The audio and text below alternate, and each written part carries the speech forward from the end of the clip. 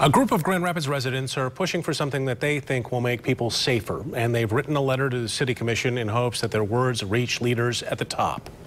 24-hour News 8 7 Dean is live near the Grand River with what they're asking for. New at 6. Evan?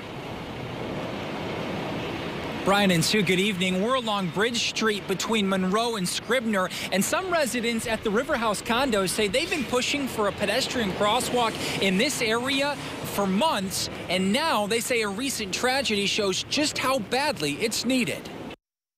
It was here just last month when tragedy struck. 8-year-old Nevaeh Alston died after being hit by a vehicle.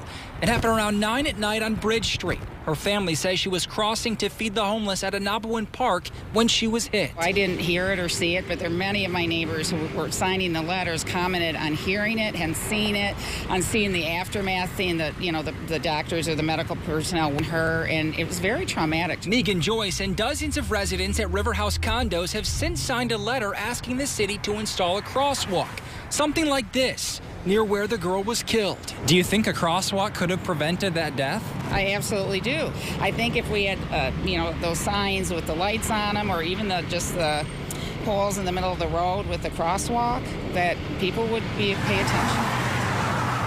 There are ways to get across the street in this area. A crosswalk at the light at Scribner, and also a pathway that runs underneath the bridge right at the park. Until probably a week ago, that crosswalk that goes under the bridge was underwater.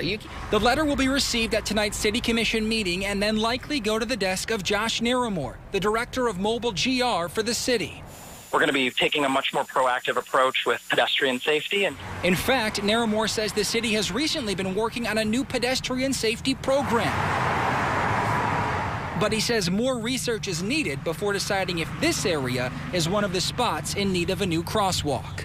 We need to be more proactive with the treatments that we have to maximize the individual, and the pedestrian is sort of at the top of the pyramid. Now, in the letter, residents were also asking for another crosswalk on the other side of the bridge between the DeVos Place and the post office, but Naramore says they're already working on a project to install just that. As for what happens here, we'll keep you updated. Reporting live in downtown Grand Rapids, Evan Dean, 24-hour News.